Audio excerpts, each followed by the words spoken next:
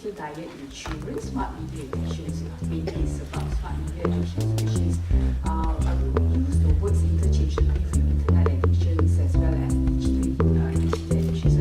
The words terminology still means the same at this and age. Okay. So recently, as we all know, WHO has just incorporated the internet gaming disorder as part in the ICD-11, which will be endorsed in 2019. So this is recent years for actually since the first research works published on internet addictions is in 1999 by Kimberly Young. So for the past 20 years, we have a lot of work been done, especially for the past 10 years in Malaysia. So we did quite a lot of work on this area. So this is the time that I'm going to share a little bit on this work. So the overview for today's CME is, well, what are the smart media used in children? Of course, when you talk about smart media addiction, we always talk about addictions as something related to the disadvantages, the bad things about that, but not all bad. So that's why I put the topic as healthy digital diet. How we need to max out the benefits of smart media use while minimizing the harms and also disadvantages. So how serious is the problem in Malaysia? Impact of the smart media addictions and how to identify the problems and what we can do about it. So this is a very brief overview on what is smart media. So since the 1940s, we used to be just having the old televisions or radio, and now it has evolved into includes a lot of different kinds of gadgets, including smartphones, iPads, tablets, which all involve the internet.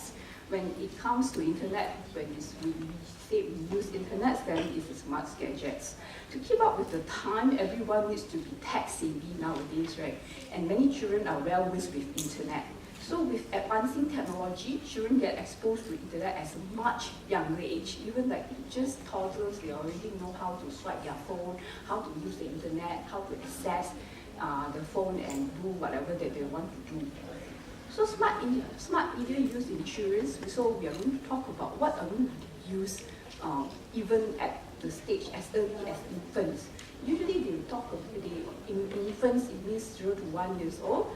We are going to use the smart media mainly for videos, like cartoons, and sometimes the parents will claim it's educational programs. There's one very well-known, it used to be very well-known program, what we call as Baby Einsteins. It has been in it came out in 1996, which is more than 20 years ago. That time, this is a hit. This program was a hit because it claims to be it's a multimedia used in children. It can help with psychological speech developments as well as their brain developments as well. And if you look at this, they have a different series. They cater the CD into that time.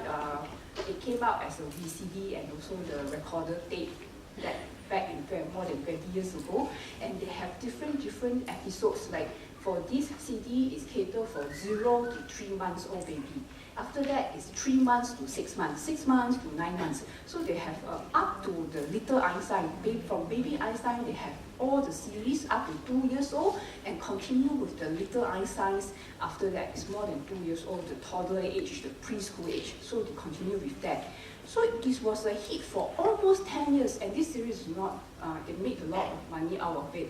It's about, if in Malaysia ringgit, that time, back in 20 years, it's about 1,000, more than 1,000 for the whole series that time.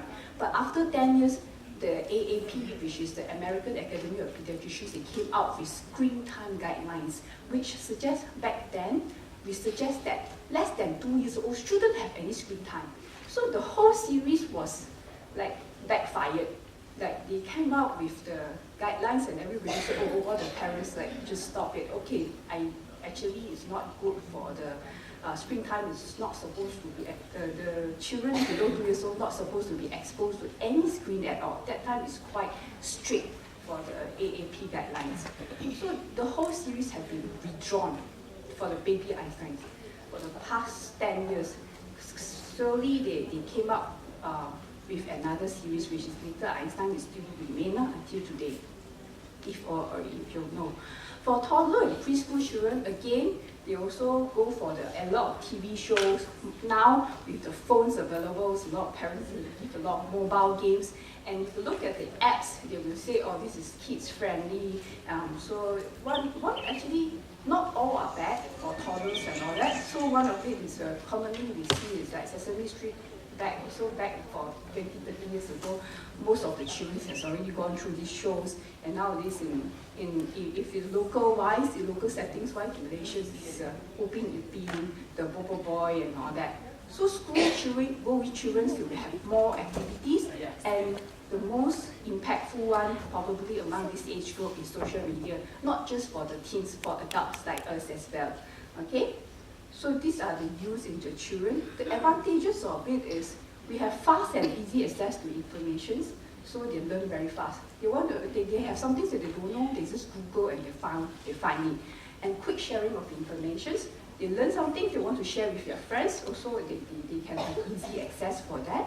And it's an aid in the learning in the classroom. Nowadays, a lot of classrooms encourage the use of any type of smart media and provisions of anonymity. It means they do need to reveal their true identity, and yet they can share a lot of information. That makes them a bit more brave in the sense that they will just share anything they want, but also it's a dangerous sport there. So favorable for physical disabled, especially those with hearing impaired, so they can take advantage of the visual mediums that are provided by the smart media. Health prevention, promotions and interventions, not just in adolescents, in general populations as well, and enhance the relationships, qualities and sense of well-being if used to connect with existing friends. Mainly is to maintain relationships and friendships as well. But so we use so much of smart media, but how do we distinguish between the excessive use or what we call as addictions and what is the normal use of smart media? This is, we still need because this area of research is still relatively new in the sense, that's why we still need a lot of work in this. But basically, what if we see in clinics, how we distinguish it is basically based on three things. As I said, I will use different terms throughout the presentations because this is relatively new and we haven't fixed on one fixed terminology on it. The most recent consensus, we don't call it addiction, we call it over-dependence. And so how we define this over-dependence is based on three things. It's salience, self-control failure, and also serious consequences. Salience means the child will give the top priority to the smart media use. It means it is as important or even more important than your food, your air, and your water in your daily life. Okay, so, and the second one is self-control failure. They just couldn't control themselves by using the smart media. Keep on using and couldn't stop. And the third thing, of course, is come with serious consequences, including impaired in social and occupational functionings. So how severe is the problem in, this is our worldwide studies. So the epidemiological studies shows that with regards to internet addictions in the adolescents, worldwide figures stood between 1.4 to 18%. Both Eastern and Western countries are almost the same. But in a systematic review of studies of internet, or what we call smart media addiction today, and its psychiatric comorbidities, all the studies show significant associations with ADHD, and 3/4 of the study reported associations with depression, and 66% with aggressions or hostility, and 60% with obsessive compulsive symptoms, and 57% with anxiety. In Malaysia, we do a lot of studies, and according to MCMC, the penetrations of internet users in Malaysia is almost 80%. Last year, this is last year data. Back in 2000, it's only 11%. So the increase of accessibility is already, is more, and it's ideally more than 80%. We are already achieving that. And in adolescents, and out of this 80%, actually more than half of them are adolescents. They are the highest user group in Malaysia. And adolescents, 2.4 to about 50% were actually found to be addicted to internet, or they are found to be as a problematic users. impact of smart media addictions, we do know that it's just not affecting their psychological well-being, but also their physical. So psychosocial is at risk where there's a lack of social interactions and engagements with family and peers nowadays. And for children, they can cause actually speech and language delay in developments because there are fewer vocalizations and less babbling for infants. This is what they found. And significant expressive and receptive language delays in preschool children. And it will also have impediments with life skills. Children are experiencing an inability to tie shoes, which is the fine motor skills, swim, ride a bike, or even build blocks when exposed to too much of screen time.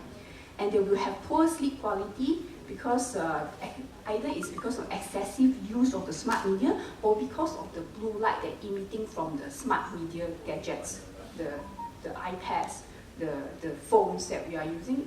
Is actually the lights we're using is what we call as blue light, and it actually can disturb all our circadian rhythm. So on TV, there are also a lot of advertising, commercials. I remember back 20, 30 years ago, when we don't have all the smart gadgets, we only have TV, where a lot of parents use TV to babysit the children.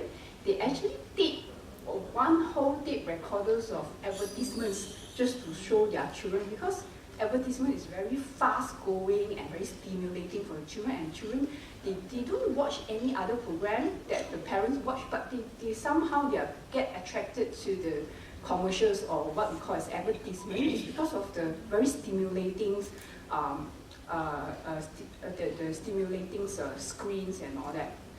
So these are all lead to more snacking and higher rates of being overweight or obese in young children. And physical health, of course, it will have obesity and diabetes as mentioned. So this is a picture showing that how teenagers is slumping over the gadgets, and this is causing very much bad posture.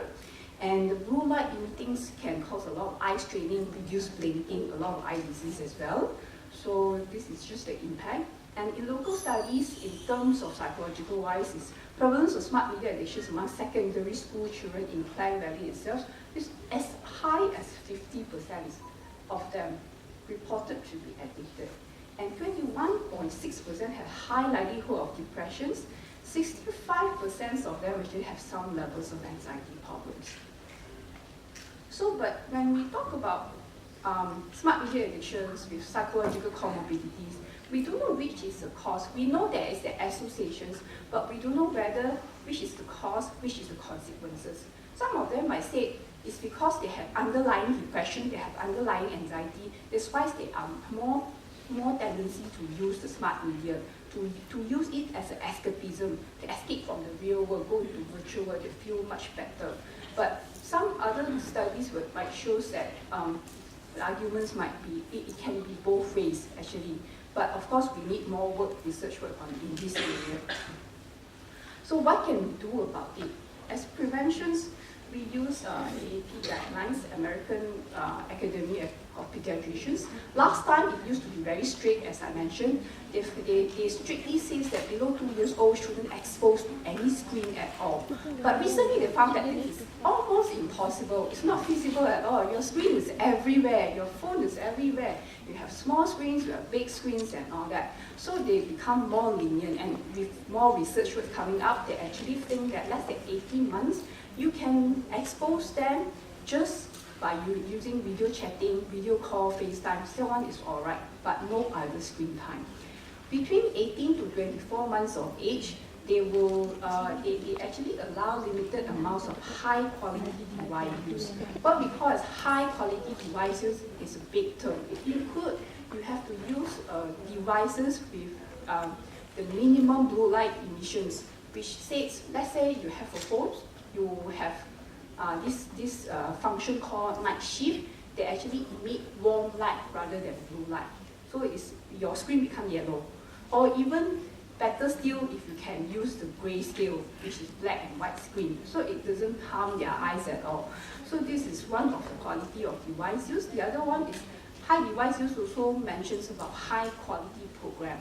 just like as I mentioned before, if you use, you expose the children to a lot of programs with very fast-going, very stimulating one, so those will cause them to have the ADHD-like symptoms. It means after some time, they are so used to the fast stimulating program, they won't, if you put them in school, before school they already have these all fast stimulating simulations, and when you put them in school, it's a classroom, classic conventional classroom, just sit down, look at the blackboard, or look at the books, which doesn't have any stimulations at all. They couldn't focus at all, they couldn't concentrate already, because the brain has been adapting to the fast stimulations.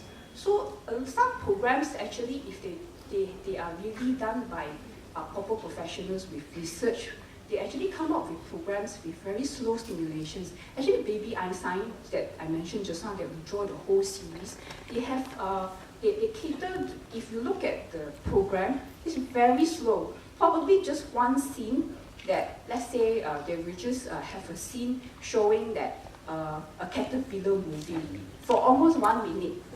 Then the next minute only they will change to another scene, is a toy penguin going up the stairs for another minute. So it's very slow. If you already expose the children to some fast stimulations and you give some quality, what we call as quality program, they actually cannot adapt. They just found it too boring and they don't watch anymore.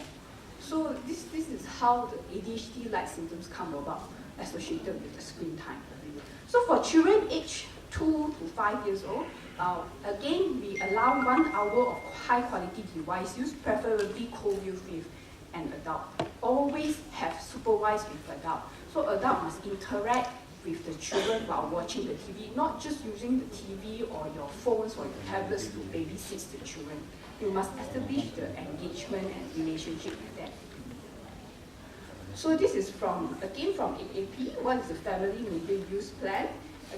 It's almost similar to what I just mentioned just now. And for all ages, as I said, you have to co-view the media with your kids, enjoy it with them to help them learn from what they are doing, seeing and saying online. And you have to, as a parent, you must always choose the quality program. As what my topic today suggested is a digital health diet. So we must find a healthy program to give them. And some of the program actually is categorized as junk. It's just like the junk food in your daily life. That's especially toy review. Actually from AAP or from a lot of ratings, the independent reviews, toy reviews video is the worst program, the program of worst quality. So they categorize it like a junk, digital junk for children. So for school-age children and teens, again, we talk about parental involvements. You must always supervise what they are doing, always do it together with them, see with them, explain to them, and engage with them. And ensure balance. You must always ensure the device-free times, unplug yourself, not just unplug the children from smart media use, but yourself also as a role model must be unplugged from the thing. And we always encourage device-free meals, 1 hour of exercise a day, and sufficient sleep for the child age. So screen, as I say, can disrupt the sleep because the blue light can disturb your circadian rhythm. So turn off 1 hour before bed, dim the screen, not just dim, change it to your warm light or grayscale, and decrease the high excitement media use in the evening, and charge all devices outside the children's or teens' bedrooms. So being an educated consumer, not all educational apps are actually educational. They claim themselves to be educational, but we as a parents must use it wisely, smartly, always ensures that the contents are appropriate. And we have, this is recommended by AAP, it's called as Common Sense Media. It's an independent review programs. It will help you it actually review all the program and give you information about what this program, whether it's appropriate for the age group of your child, and whether it's, it will say it's okay. Let's say, give you an example, like, I don't know whether they review the Malaysian programs, but as I said, Sesame Street, they will say, okay, this is for 3 to 5 years old, suitable for them, and how many hours a day. So you can, they will give stars as well, so you can go about it. So again, this is shows what just a repetitions of what I have mentioned. As parents, we always have to set an example. Practice what you preach. Set the screen time, how many hours per day, as recommended by the AAP. Play with them. Always encourage the best is outdoor activities. Give alternative. You just don't take away their smart media and not providing alternative. Doing nothing, they will easily go back to their smart media, because smart media is always attractive with all the stimulations and informations out there. So no TV during meals, no bedroom TV, and other media like get them exposed to other media like drama or music, get them interested. Screen time as only reward, just like reward, they have done something good and use it limitedly as a reward, and monitor them. So of course what we call as peer parents. Okay, so this digital health pyramid is actually not from our research, it's just from apps. It's actually apps that concentrates on parental control and screen time. They suggested this digital health pyramid is not just applicable for children or teenagers, but for us as an adult as well. So they said if you use it for navigation purposes like music or use GPS or Waze, there is no limit on that. But up to 4 hours per day, you don't spend it more than that on work and education wise. For news, sports, videos and shopping, not more than 2 hours per day. And social media, they suggest not more than 1 hour. I don't think most of us can achieve this at the moment.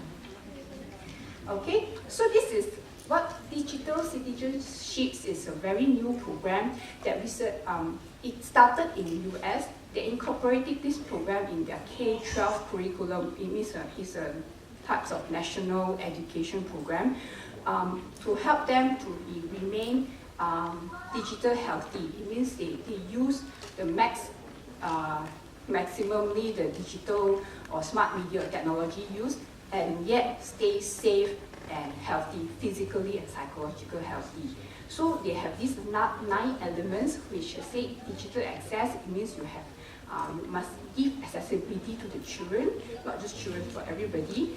And they encourage electronic buying and selling of goods, digital communications, and digital literacy. It means they incorporate the coding in their co-curriculums. Digital ethics, they will have to set the standards of conduct and procedure while using the technology.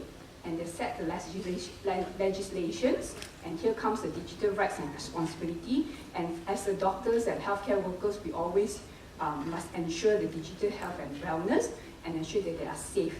Digital security. These are the 9 elements, and it has expanded since then. It expanded into international collaborations, and Malaysia is part of it.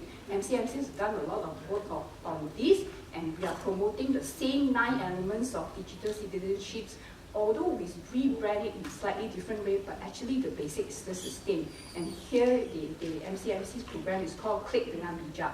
They have these outreach programs that go into schools to promote all these 9 elements, and they actually have a lot of collaborations with the telco companies as well as now we are part of it. We are Malaysia's Society of Internet Addictions, also is part of it. So we mainly for the healthcare worker from our side, we are promoting the cyberbullying. Not promoting cyberbullying, prevention of cyberbullying and the physical and psychological health. Okay. So how we manage the smart media addictions basically is more of psychological behavior modifications and all that. But we do adopt some measures from Korea. Korea is a very unique country where they have a whole government agency dedicated to internet addictions alone. Okay, so pharmacological treatment doesn't play much role in smart media addictions. Mainly it's just to treat their comorbidities, their associations with depression, anxiety, as well as sleep problem. And other psychological we use for motivational interviewing, mainly cognitive behavioral therapy, which I will show a little bit later. So one of the comorbidities, as I mentioned, is the major problems in smart media addictions is sleep problems. So on top of the sleep hygiene set that we usually advise our patients, let's say encouraging daytime activities, engage in bedtime activities, avoid naps, have good diet, good exercise, we must always remember to incorporate these new elements, which eliminating the screen time or lowering the screen brightness, and not to be exposed to the screen time 1 hour before bedtime. So this is always have to be part of our sleep hygiene advice as well. So this is the guidelines that we adopted from the Korean National Information Agency. They actually not just giving these whole guidebooks to those who are addicted, they give to general populations. They actually give it out in all schools as well. So it gives you information on what is the hazards of using too much of smart media. So they talk about the hazards of the blue light, as I mentioned before, and they also talk about how it causes digital isolated syndrome, which means the child has been too immersed into the digital world and they cannot actually socially engage in the real world. Okay, and they also talk about how smart media cause the popcorn brain, which they are very numb to the reality. Then the brain become very slow and down reacting to the real world, and the bad postures that cause the turtleneck and wrist tunnel syndrome, as well as stress syndrome. So these are the guidebooks that they will help you to make a plan how much you want to use. It's almost similar to the AAP family media use plan. So you fix your own goal, how much you want to reduce the use, and then how you want to monitor your use every day. So in summary, these devices are not going away. The technology will be always evolving, and of course, it's not feasible to say we get rid of the smart media from our life totally. That will be what we call digital detox, which is not feasible. So we parents need to stay informed and set consistent rules for the mobile use or the media use, and these rules should be implemented from an early age, and not ignoring people when you're on the device, no screen time near the bedtime, and we have to maintain the sacred family time. We have to honor the family time by saying that there is no digital devices during family time, for example, when you're having meals together. And we have to get the children to be involved in more physical activities, and having a trusting relationship between parents and their children is very important.